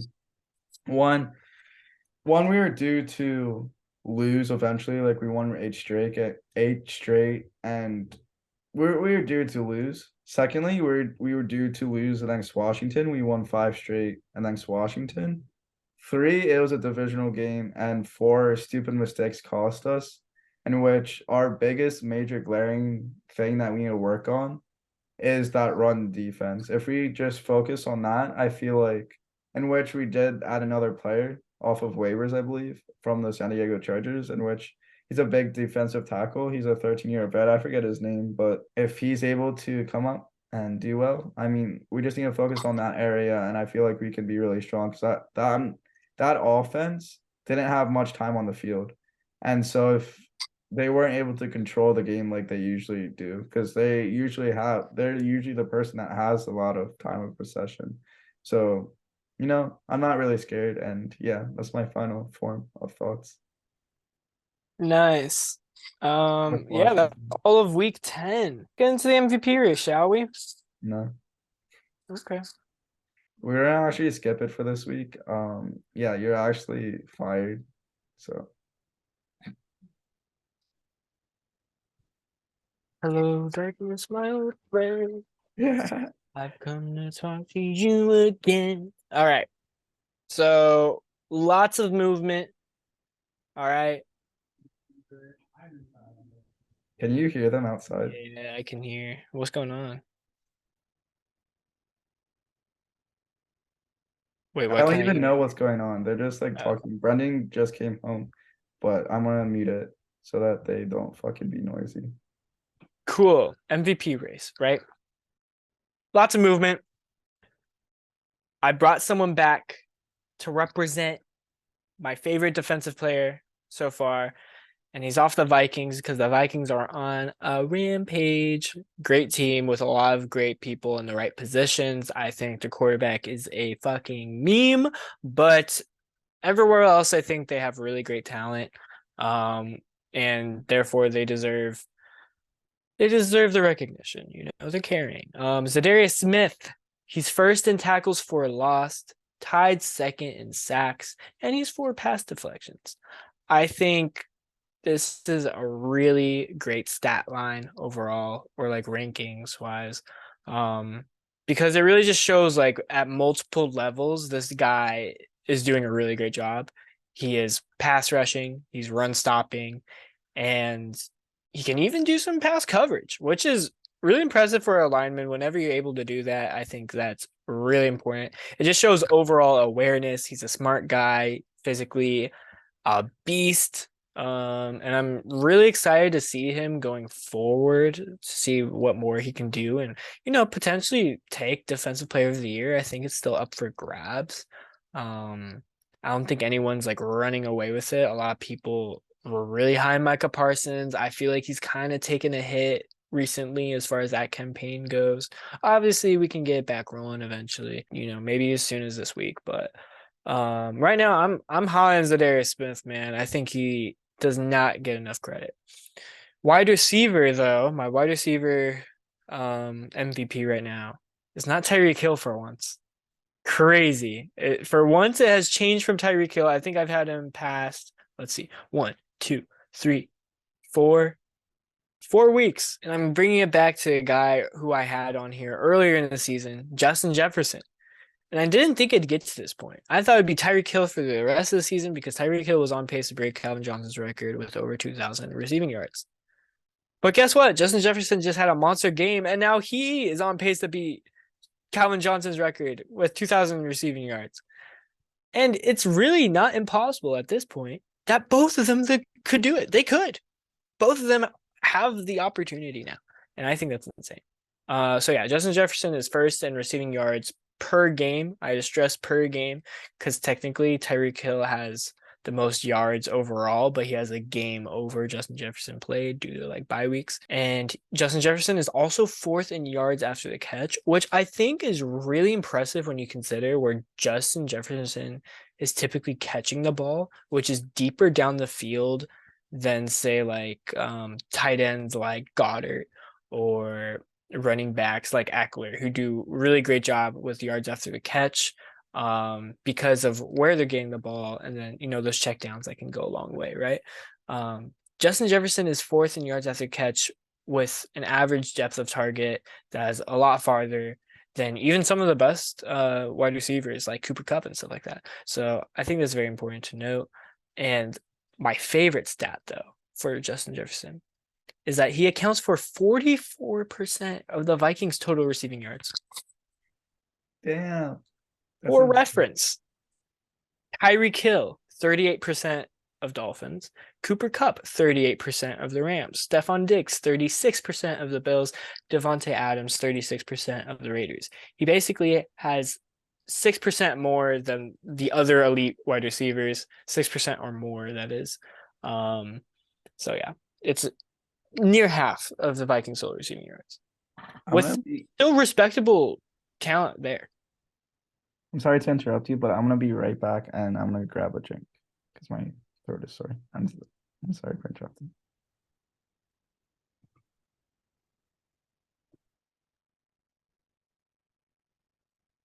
Next, my running back MVP is Saquon Barkley. I don't think I can do this. This is awkward. I'm just talking to myself now. You didn't have to turn off your camera either. Okay, whatever. Saquon Barkley, he's first in rushing yards, first in all-purpose yards per game. I had to stress again because the bye week bullshit. They're 7-2, and he's trying to get that bag. He's trying to be the most paid running back this offseason. So I'm convinced that these numbers will be consistent and they are sustainable because he's a beast. And Derrick Henry, not on this list this week because he just he didn't do as well as we thought he would this week. So, or he hasn't done as well as he was doing. No longer first in rushing yards, so get fucked, King Henry. Coming in at number 8 on the MVP race is actually Tom Brady. I had to just kind of like give him his props because he's on the come up again. Just like good uptrend as far as the whole Bucks team. Now 5-5. They're crossing the 50% threshold as far as win rate. Plus Tom Brady just has insane volume and pretty decent accuracy. Plus only 2 interceptions, which is wild. Just to think about it. Just think about it for a second. That's crazy shit, man. Crazy shit. I just realized I didn't do something, but it might have to wait actually. Caleb, did you see I have Tom Brady on the list? Yeah, I was just thinking about that because I was looking at his stats when we were talking about the Buccaneers, and I was like, oh, these are some really good numbers. He only has 2 interceptions. I was thinking that was my first thought. 12 touchdowns, 2,800 yards. I was like, I didn't look at Titus MVP until like we started this because that's usually what I do. I'm like, well, like that makes sense. That makes sense. He's 5-5 and on the come up, and we're talking about how he's going to get him onto a late end streak or late season streak. Yeah. I mean, he always ends up top 5 passing yards every season anyway, so might as well just give him his props. I think they'll end with a winning record, so it's worthy. Oh yeah, he also has like the most attempts by like a fucking mile. He has 427, and the next closest on this list is 366. What the fuck? So he has like more than a game's worth over everyone. So it's just the Tom Brady show. Yeah, so it's like even if like even once he gets to his bye week and they have the game to catch up to him, like he'll very, very likely, unless they break an attempts record, like he'll still be over them. I think that's very interesting. And also like in coordination with that, he has the most completions out of anyone and not the most passing yards though, but we'll get to that. Yes. Okay. Oh, that's what you forgot to do. Yeah. You see it. You see it. You see the vision. You're fired. Yeah, I see the vision. The fuck you say to me? You're cut. Brendan's doing the show, man. That shook me. Wait, did I mess something up? I don't think you did. Maybe you did. Sometimes you do mess up probably a lot. Wait, what the fuck did I do? I definitely messed up something. Hold on. Yeah, what did you mess up? I said Lamar Jackson has 141 rushing yards. That's just a lie. Lamar Jackson rushing stats. That's just a lie. That's just you're just straight up lying to the audience. I'm straight up lying to the audience. All right, where is stats? Hold on. Give me a moment. It is 635 on 86 attempts. That's crazy. So yeah, we're talking about Lamar Jackson now. He's number 7. I moved him up from 8, just because Justin Herbert actually fell off the list completely. So there's that. Yeah, Lamar Jackson had a bye week, so it's not really saying much. But still, I think. How is he averaging almost 20 yards per? No, I didn't update that. If you know what. Imagine if he was averaging 20. I was like, what the fuck? It's still a lot though. It's 7. Yeah. That's insane. 7.4. That's basically a first down on every single run. Yeah. Fucking if you just run him every play, you'll get a touchdown. That's what that says to me. Geno Smith is now at 6. You want to know why? It's because he lost. You're a pussy ass bitch, and he was. I was about to say he's a pussy ass bitch. So yeah, he has the most accuracy still. Like he actually didn't have that bad of a game. His passer rating is still absurd overall. His accuracy is still at 73.4%, which is also absurd. I think he's still playing really well. It's just like everyone else over him also playing really well. So kind of hard to like keep him into like elite category, but Still, amazing season so far. Would not be surprised if he just like capitalizes on it and gets himself back. Like maybe he gets himself an MVP vote. Maybe one. Maybe one, maybe two, maybe five. Maybe all of them. Who knows? Here's my thing about Josh Allen, though, who's now at 5. He was tied for first 2 weeks ago. Then I bumped him down to 3, and now he's at 5. You want to know why? Because he has 10 interceptions. Just unacceptable. Unacceptable for an MVP candidate. And on top of those 10 interceptions, he has 3 fumbled loss. I can't have it. He has less than 65% completion rate. He's under 100 passer rating now. He is not an MVP favorite by any means, which is like something I didn't think I'd get to say, considering his schedule is pretty good. He has all the talent in the world, really great coaching. Home field advantage is phenomenal for the Bills overall. It's just like it seemed like the perfect scenario for him to succeed. But the one thing Josh Allen's going to do is Josh Allen bullshit, and it's throw some dumb interceptions every now and then. I mean, don't get me wrong, he looks really great when it works out and he does like those really flashy throws and whatever. But you don't see this type of shit from Patrick Mahomes. You don't even see this shit from like a Joe Burrow. Like, this dude should be showing more maturity than this. But I'm not seeing it, man. I think he's just a bad quarterback at this point. I think he's washed. I think so too. I think they're gonna have to draft. No, I'm joking. Yeah, he'll come back. He'll definitely make himself like back on top 3 at some point this season. Maybe he won't end the top 3, but I think he'll find his way back in there at some point. Still a Super Bowl contender, like great quarterback. Just we need to clean it up, man. Got too complacent. Started doing some dumb shit. Gotta humble yourself. This is the humble part of the season. So get that bullshit out of the way and make moves now, all right? I agree. Gotta make some moves. So Joe Burrow had a bye week. He stays at 4. So someone's at number 3. Look, you don't have to talk about this, okay? He got I don't really honestly I don't really see a point in talking about this. We could be a few seconds. Yeah. All right, I'll just talk about who's second, because really this is the only reason he is at 3. Number 1 and number 2 are the only reasons why Jalen Hurts is at number 3. Because you can't compete with these numbers right now. Just where Jalen Hurts is at. He just doesn't have the volume. He's a consistent guy. It's just like they're not passing as much in the red zone either. It's just eventually maybe, but right now, no. Tua's season has been too good, as like I said earlier, his only loss, he didn't even get to complete that game, so it's a dumb loss to put on his record, but whatever. 7 wins other than that.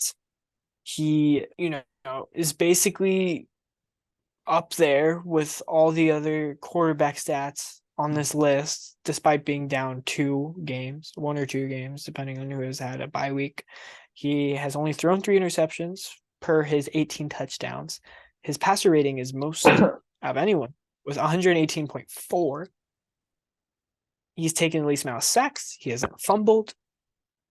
Very high accuracy and the most yards per completion. Of course, granted, Tyreek Hill and Jalen Wall. So, it's like, you have those stats, but you also have the best wide receiver duo right now. So. Wishing that could be AJ Brown and Devontae Smith right now. Maybe one day. Maybe one day. Maybe one fucking day. That was a little too aggressive. I'm sorry. That was not anger towards you. Patrick Mahomes, though, is the clear number 1 now. I don't think I've had him here before. No, I did earlier in the season, 4 and 5. 4 and 5. But still. Weeks 4 and 5, yeah. 5 and 4. Oh, weeks 1 and 2 as well. 1 and 2 as well. Yeah. Feels like so long ago. Yeah, Josh Allen and Jalen Hurts, I let overshadow him, but at this point, it's too hard to ignore. 25 touchdowns, 2,906 yards. And a rushing touchdown. 7 interceptions, which, I would like to see that cleaned up a little. You're right about the rushing touchdown. no fumbles. He's spraying the ball amazingly. Travis Kelce, obviously, is his best weapon, but between all of his wide receivers, he's doing a great job just distributing. Every now and then you get a really great game out of Hardman, a really great game out of Juju, a really great game out of Marquez, Valdez-Scantling, and now Kadarius Toney. I feel like he's doing a great job in that respect. Yeah, I would like to see some things improved on, of course, like depth of target, maybe, interceptions a little less, a little bit more accurate, maybe, just to like really put himself farther ahead of everyone else. But yeah, I mean, this is a clear-cut MVP season so far. Like, this would have definitely been MVP last season. So That's a good MVP list right there. I'm proud of you for developing this list. Don't pay attention. Why did you? Okay, don't pay attention to the last part, okay? I wouldn't pay attention to the last part right now. the last part. Yeah, I just wouldn't. I just would not pay attention. What do you want me to pay attention to? There, okay. The Tennessee Titans. No segue. You're so bad at this. No segue. Week 11 predictions now. We're going to start predicting who we think is going to win this upcoming week and who you should lock in your fantasy lineups. Yeah.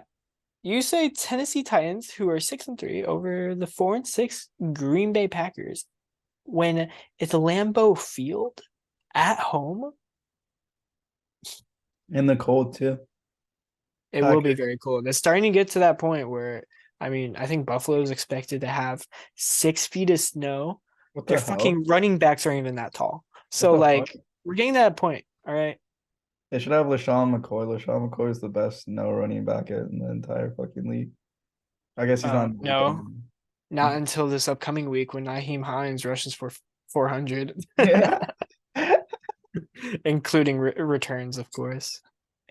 The punt returns will be immaculate.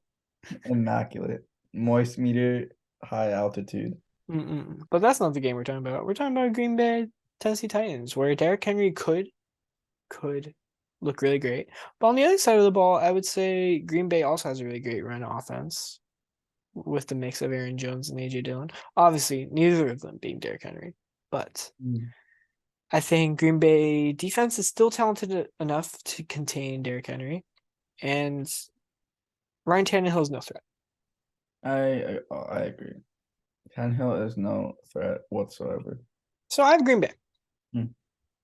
I have Tennessee because I feel like Green Bay is just going to continue their losing ways, and it's just going to be a complete dumpster fire for the Packers this year. And I feel like the only reason why they beat the Cowboys is because Aaron Rodgers is obviously their father. Yes, of course. So Big Papa. Not that I want the Titans to win. I just don't have any strong feelings for either team, to be honest. So I'm just going to say Tannehill, 450 yards against that Packs defense, and it's going to call it a day. All right, you said it, not me. I'm going to make that a Tannehill, 450 passing yards. Or total yards. Passing yards. Very sure. Yeah. He's only gonna get like 150 passing yards. Yeah, next we have the Atlanta Falcons at 4-6 against the Chicago Bears at 3-7. Both technically still a chance to win their division. Just no one's really. Wait, no, that's not true. Vikings definitely are out ahead, I guess. Falcons could still do it. Bears could still be a wild card contender with the weak conference. What do you think is going to happen here, man?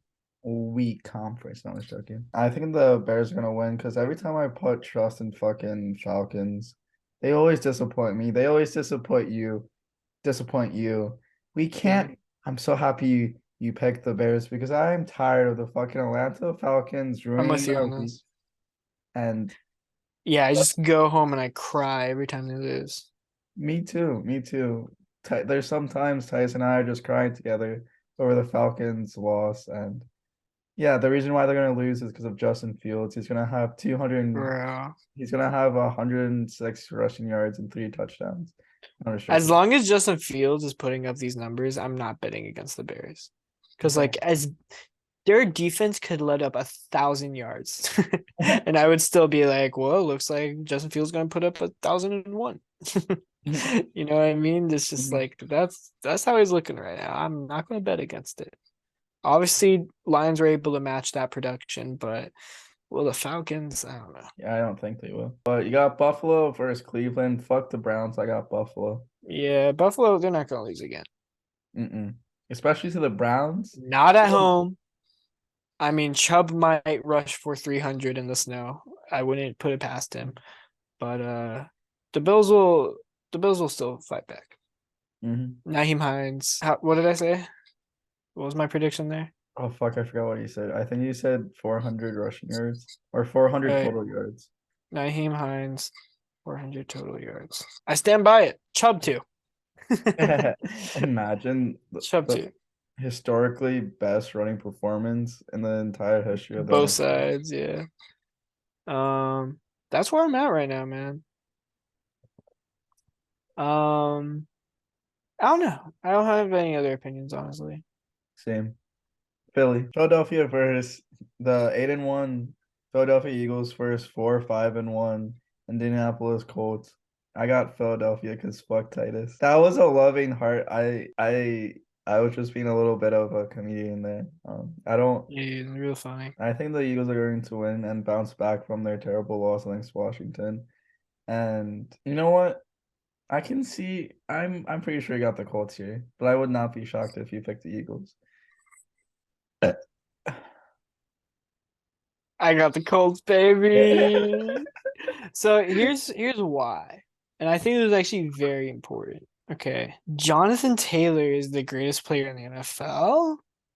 And Stephon Gilmore will make AJ Brown look like, I don't know, Jalen Reagor. Oof. That's where I'm at. AJ Brown already had his Reagor moment last game against the Browns. He's not Browns. I was thinking like AJ Brown, but against Washington. It's gonna happen again. Not back-to-back games. He only had 7 rushing yards. We have let up receiving yards. the 4th least amount of yards in the entire NFL. And guess what? That is the least amount of yards a defense has let up that the Eagles will end up playing this year. Not even the Cowboys are better. So this is statistically the best defense the Eagles are gonna play. That's all I'm saying. They haven't played Jalen Hurts though, and the Eagles offense. We played the Chiefs. What? Yeah, but we're just on. I think we've proven it at this point. Like it's legit. Yeah, but you haven't played against Jalen Hurts. He's on a different league than Patrick Mahomes. Eagles offense. You want me to go back to the MVP race? We can go back. And the funny thing is we're actually a better run stop team as well. Through the season, we've been better in run stopping, and yet we've shut down really great quarterbacks in the process as well. So yeah, this is gonna be a tough opponent, but I think hopefully the Eagles have some vengeance. I don't want to lose back-to-back games. Yeah, that would suck for you, huh? Yeah, that would suck so much. Dude. Meanwhile, my team would be 5-5-1. Matt Ryan might return to the MVP race. Imagine. He'll be 0.500, baby. Fuck it. Yo, last week was such a bad week for me in terms of football-wise because I lost both of my fantasy games and the Eagles lost. Like, what a fucking week. Meanwhile, my Colts won and I put up 150 in fantasy. Let's fucking go. Bro, as long as our O-line looks like that, it's like this Colts offense can do anything, man. Yeah. If we can put up the same performance against the Eagles team that just looked like that against the run this past Monday, Jonathan Taylor might run all over you. That's all I'm saying, man. Yeah. That's all I'm saying. I'm afraid of Jonathan Taylor. This is literally the Colts. Colts are the perfect team to beat the Eagles. And however, export them. I will say, Zach Pascal might score 3 touchdowns against us. Because here's why. Chris Ballard said in a past season, he was like, all that dude does is score touchdowns, and then he didn't re-sign him. So like, I think he's just gonna score on us just for the meme. Yeah, I hope that happens. I'm gonna put a comment that says Zach Pascal TD, but AJ Brown 5 yards, 0 targets. Yeah. You fuck. It'll be so bad he won't even have a chance to prove like he can catch it. It don't matter when Devontae Smith is gonna put up 250. Hey, it might happen. I like the rest of our defensive backcourt. We also got Rodney McLeod, so fuck you. Oh yeah, he's going to have 3 interceptions. All right, I'll put that as your prediction. Yeah, he's. It's just a revenge tour. Yep. Oh, I'm kind of sad that we're not playing Frank Wright. Not gonna lie. That was kind of like, yeah. Oh, that kind of makes me sad. Why couldn't he get fired until after this game? It's true. Like this is literally the only time that we're going to play against Frank, or that was our only opportunity to play against Frank, right? But okay, we got the New York Jets against the New England Patriots. Patriots are 5-4. Jets are 6-3. I got the Jets. Yeah, I think the Jets. I had like the clutch prediction of Jets losing to the Patriots the last time they played, and I said that Zach Wilson would have 3 interceptions. Well, he ended up having 3 interceptions because I didn't really trust the way Zach Wilson was playing at that point. But in recent performances, I think he's actually stepped up, and I think it'll just be like a little revenge game for him, and he'll actually play a lot more cleaner. Maybe they get the run game going a bit better as well to balance it out.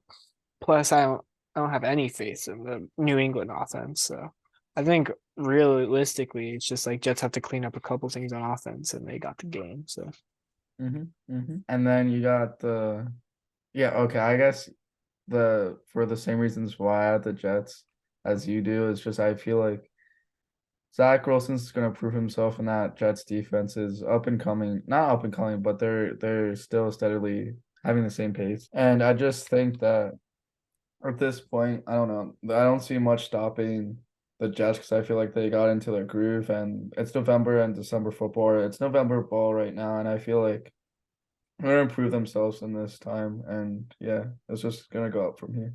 yes, sir.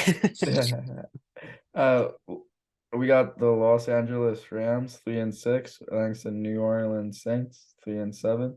This is I think it's gonna be the Rams. Rams are, even though they don't have Cup, is Matthew Or Stafford. I don't know. Stafford might be coming back. Possibly Stafford's questionable. I just don't.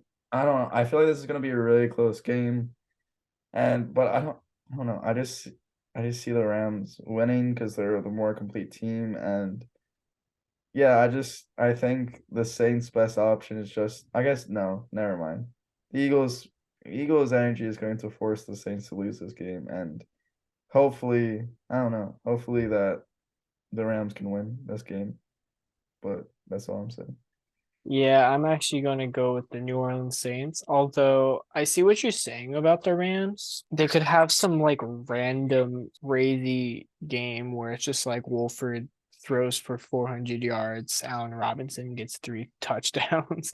They just like make up for the injuries. It's like the team just like, punches up. Yeah. They just, their backs are against the wall now more than ever.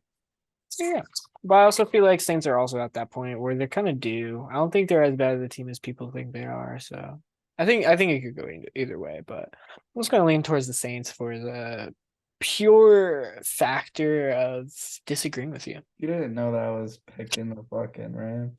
But I could change. You could. Wait, hold on. I'm sorry. I'm looking at something right now. There you go. I was just organizing my fantasy. I don't care. I think you do care because the next game is the Detroit Lions against the New York Giants. Detroit Lions versus New York Giants. Giants are 7-2, Lions are 3-6. This is my upset of the week. It's a good upset of the week. I actually think it's not unlikely. I just do not trust the fucking Lions defense against Saquon Barkley. I actually think Daniel Jones could have a really great game against the Lions. On the other side of the ball, I think the Lions will have a decent time against the Giants defense. It could be close. I don't know. I'm just gonna take Giants anyways, just because Detroit Lions going 3-0 over the past 3 weeks. Like, that's just unheard of. While I'm in Detroit, that'd be cool. I'm just gonna take the Giants. More proven this season, I feel. Yeah. If the Giants, I mean, obviously, look at the record. Like, yeah. If the Lions win, they're going to celebrate like the Eagles celebrated after they entered the World Series. Like, imagine. I just see you in videos from like Detroit, you're just like going crazy with a bunch of Lions fans for some random fucking scenario. I won't be that invested. I'll be like, okay, now turn on the Colts game. But yeah, I just think the Lions offense is going to be able to outscore the Giants offense. I just think, I know the Lions defense is bad, but I just think that their offense can easily outscore the Giants, because the Giants aren't putting up big games. Like, I don't even know if they scored over 30 this year. I'm gonna look that up, so I'm not just saying random statistics. Oh, yeah. I don't know if they've been like heavy scorers. Have they? 27 is their highest scoring game, and they scored that twice. Like, they haven't reached over 30 yet this year. Okay, Wait, what's their floor though? 27. Their floor is 13. Okay. So their offense is shit, even with Saquon. Fuck the Giants. They also haven't played a Lions defense yet, bro. They played the Texans, I mean. I think the Texans defense is better than the Lions defense. Yeah. What about week 2 Panthers? Okay. I'll give you that. Thank you. But our next game that we're gonna review, oddly enough, Carolina Panthers 3-7 against the 6-3 Baltimore Ravens. I got the. Let's go Panthers. No, I'm joking. We both got the Ravens. I feel like that's simple enough explanation. Fuck. Yeah. Panthers are bad. Kind of the next one as well. Texans are bad, so we both have Washington. Yeah. Well, I would not have expect Washington to be 6-5 though, if they win. But yeah. What'd you have them? Let's see. You had them at 4 wins max. Let's just not talk about that. We don't. That was biasy. Yeah. But we got Denver Broncos versus the LV Raiders, Las Vegas Raiders. Raiders are 2-7. Broncos are 3-6. We both have the Raiders winning. It's a divisional game. I just feel like Adams is gonna go off. Like, they won the first game against the Broncos, and I just feel like they're going to win the second game and sweep the Broncos this year. Hear me out though. I would have said the Broncos had Derek Carr not cried to the media. I think something about like a player crying to the media after a loss, it's just like the energy just comes back. The passion comes back for a team, even if just for a one day, thing. It's just like they'll win their next game and it'll be a big headline. They'll like storm the field. I don't know. They'll go crazy. And then Josh McDaniel will be like, "Oh my God, my job is saved." And then maybe it'll be enough for the Broncos to fire their coach. Hopefully. I don't think they're that smart too, though. But yeah, we got the Minnesota Vikings versus the Dallas Cowboys. I got the Vikings. I'm at the point where I need the Cowboys to win. But what? You want the Cowboys to win? I'm at the point of needing. Is that what you said? Needing the Cowboys to win. Wanting is a different story. I just need them to win. You're begging for it. I don't want them to win. I don't want to resort and rooting for the Cowboys, so therefore I picked the Vikings. But right now, the Eagles are only a game ahead of the Vikings right now, and I don't know. It's making me nervous down this late stretch. I was not expecting. Yes, I love that. I love that now there's some nerves involved. Because that's, you know what? Pressure makes diamonds. Yes. Yeah. Yes. And the Eagles are 2 games ahead of the Cowboys. 3 games ahead of the Cowboys because we beat divisional. I don't know the divisional records, and Eagles play the Colts this week. Bro, I was looking at a fucking graphic from ESPN on SportsCenter. Out of your like upcoming schedule, they said that like Colts was your second hardest opponent, and I was just like LMAO. Yeah. Like Colts have the second best odds of beating the Eagles out of their upcoming opponents. That's laughable. Yeah. Not to say like the Colts can't do it, but like that's a really easy schedule though. Yeah. But I feel like Colts are genetically intertwined in beating really good really good teams throughout the. Oh, of course. Like we're the best team in the league when we're playing the best teams in the league. But worst teams when you guys are playing the worst teams. Absolutely. But yeah, I think Minnesota has the tools to beat Dallas. I don't know if they can keep up this dominance, but Dallas is definitely a good test. I mean, if the Vikings can beat Buffalo last week, they can definitely beat this Cowboys team. This Cowboys team is very beatable. That's all I gotta say. Yeah, I think both teams are very beatable. It's just for some reason no one's been able to do it against the Vikings, but it doesn't mean they aren't beatable. I would like to see.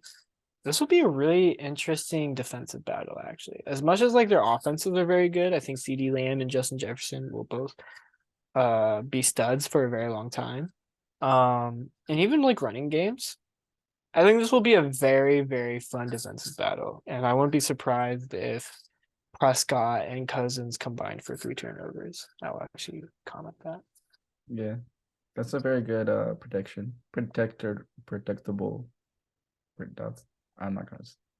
I don't even know what I was trying to say. I was trying to just come up with one of my like random like new inventive words, but I was like, I don't even know if that even makes sense for one of my new inventive. Sometimes you're too dumb to be dumb. Yeah. I hate you. I could kick. Imagine I just like kick you out of the fucking zoo, but it'd be like, you bitch. Wait, I don't even know how I can. Can I do? Can I? Yeah. Yeah, you can. You can kick I just me don't know how to. Oh, if wait. you want to. How many disputes do we have? I feel like we have a Remove- 5. I can remove you. I wanna Yeah, we remove have 5. Wow. Let's keep it you. going, shall we? No. Oh. But we got the Cincinnati Bengals 5-4 versus the Pittsburgh Steelers 3-6. I got the Bengals. Bengals are just. Me too. Yeah, I think they're on the roll now. I think Joey Burrow is just like ice baby, and plus they're coming off their bye week, and Steelers are coming off pretty whatever game. I don't feel like they're gonna have like decent momentum to really face off against these Bengals. Bengals. I wholeheartedly agree. Then you got the Kansas City Chiefs versus the Los Angeles Chargers. Chiefs are 7-2. Chargers are 5-4. And I was expecting you to pick the Chargers. I think Chargers. Really? You expected me to? Yeah, because I don't know. I just feel like I know I'm just like so in tune into your thoughts as be like one of your closest friends that like I just knew what you were thinking.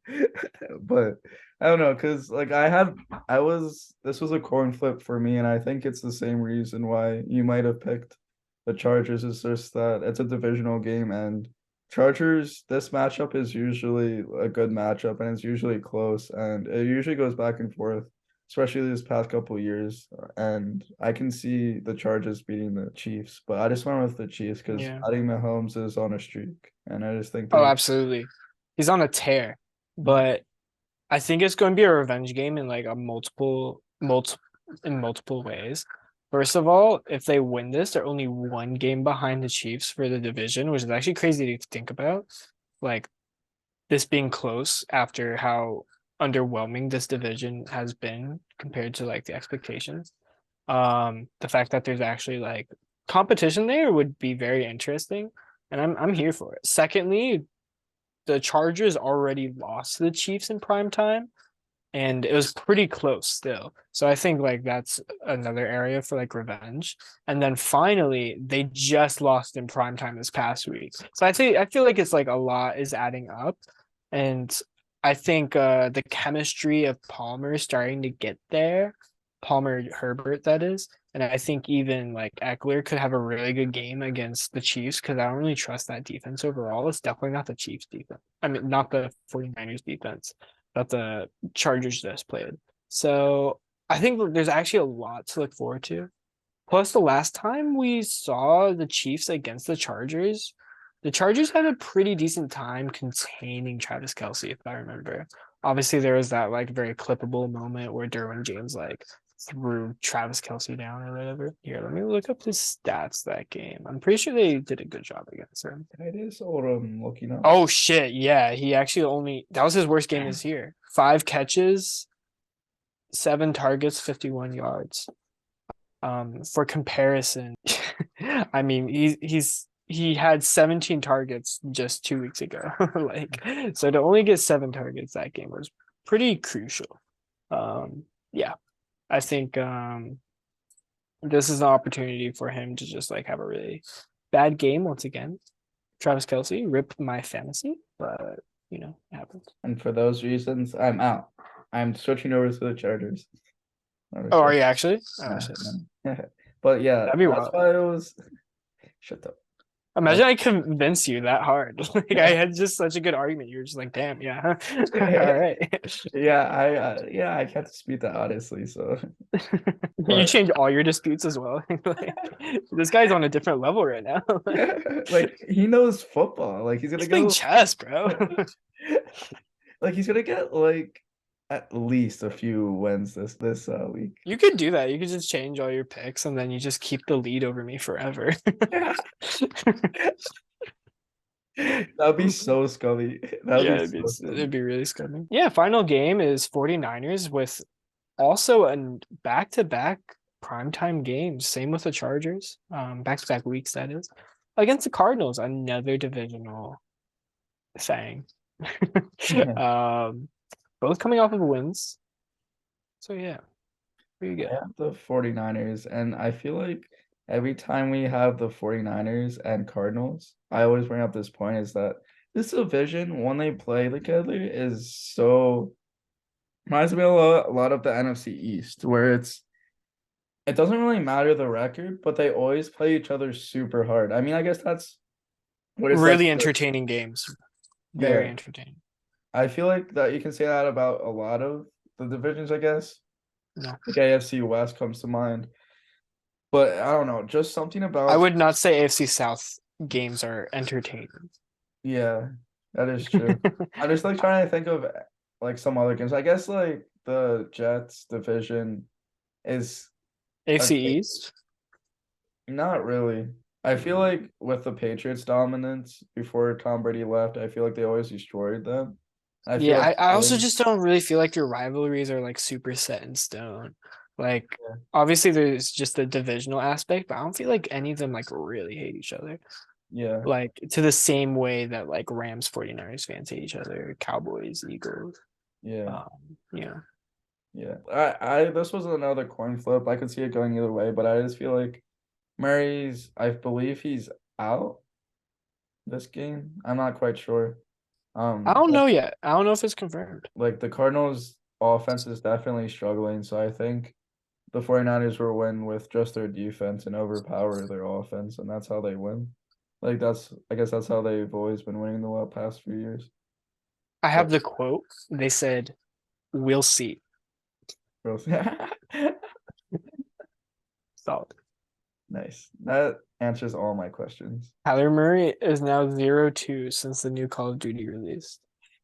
I saw a stat of like the past like 3 years and the Call of Duty releases and stuff, and he does so bad with the new releases. Like once a new Call of Duty releases, his record is so bad. Oh, that's an old tweet. I was like, did he just win the last week? It was an old tweet though. So I think he's like 1-2. Yeah, he just really hates this new god, I guess. Yeah, just didn't take a step up from last round. Yeah, just you know what? COD just has to improve every year, but they're just decreasing. Do you have anything else to say with this matchup? Yeah, I would just say that DeAndre Hopkins is gonna get 2 5 yards. 2 yards. I say he's gonna forget 500. No, I'll give him 50 yards on 5 catches. I'm gonna give him 52 yards and 6 catches. We'll see which one is closer. And a 50 touchdown. yards, 5 catches, 0 TDs. Hopkins. And then I'm going to predict 6 receptions, 52 yards, and a touchdown. Yep. Well, you can remember. Yeah, I'm actually really good with numbers. I don't know if you know. Wow. Meet Mr. Giraffe. I know this draft. It's not new. Yeah. What's his name then? Huh? What's his name then? Mr. Giraffe, you just introduced him, bro. Classic. But I lost in fantasy. I'm 6-4, but I'm still tied with Brendan, so that all that matters. And I play Brendan this week. I'm gonna get utterly destroyed because Oh shit! One of you. Oh shit! It's gonna be That me. matchup is going to be interesting. Bro, Cooper Kupp got injured at the fucking worst time. Like, why the fuck did he have to get injured? Yo, Cooper Kupp got injured, and in my other league, someone tried to trade him to me for Devontae Adams, and I was like, bruv, what? like, I'm not an idiot. Or are you? Nah. But Titus, like we said earlier, got 150 points because he fucking has Justin Fields and Yeah, it's because I'm cheating. yeah, because he's like I inside. had Justin Fields, who had the most out of any quarterback, I believe.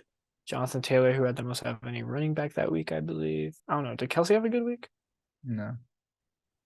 He had a trash. He had a decent week. No, Average. So yeah, Deontay Foreman, of course. Yeah, I had a lot of good things done for him. Yeah. It's kind of the GOAT. All right. Do you want to end this? Sure, why not? Got anything else to say or Not really. Yeah. Kind of over it. kind of? Well, the podcast is kind of over you. All right. Bye.